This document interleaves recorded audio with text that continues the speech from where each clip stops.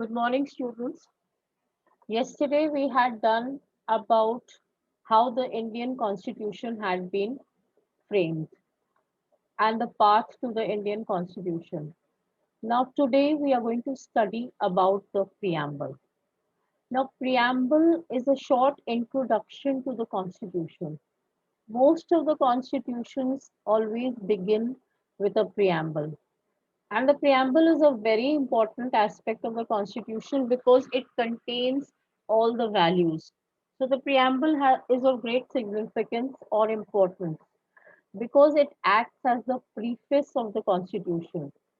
Okay, it is an introduction to the constitution. It contains all the values that are there in the constitution, and it has the philosophy of the constitution. It represents the entire constitution in its written words. It contains the basic features of the Constitution, and it is therefore a very, very important part of the Constitution. Now, this is the image of the Constitution, which says that we, the people of India, having solemnly resolved to constitute India into a sovereign, socialist, secular, democratic republic, and to secure to all its citizens justice, social, economic, and political liberty of thought, expression, belief, faith, and worship, equality of status and of opportunity, and to promote among them all fraternity, assuring the dignity of the individual and the unity and integrity of the nation. Now, these are the values of the Constitution: sovereign, socialist, secular, democratic, republic. Okay, then justice, liberty, equality, and fraternity. This is what the Constitution aims. So basically, all the values are mentioned in this preamble. Now, first of all, we the people of India. The Constitution has been drawn up and enacted by the people through the representatives. Who are the people who have written the Constitution? They are the people who belong to Constituent Assembly. Yes, they are the people who belong to India. Okay, And they are the elected people. we have chosen them and we have allowed them to write down the constitution.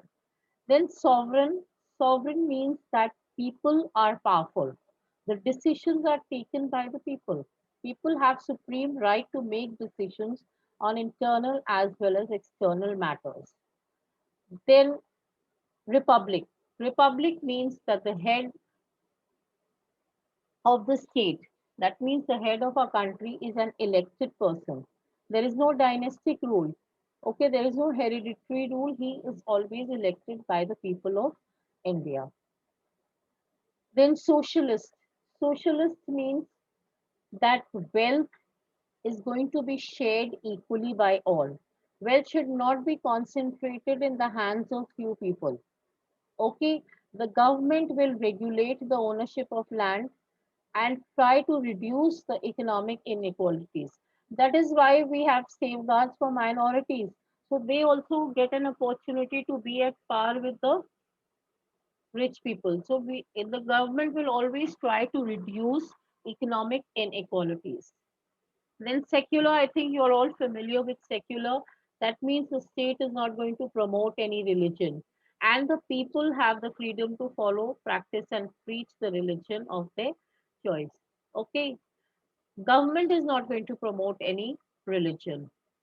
Then democratic, it is a form of government where people enjoy all political rights. So we all have been given the right to vote. All those who are above the age of 18 are enjoying this political right, isn't it? Then justice, equality before law. Justice means everybody will get justice. Everybody is equal in the eyes of law.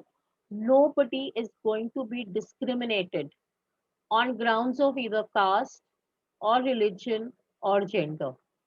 Okay, so social and economic inequalities have to be removed, and government is going to work for the welfare of all the groups of people.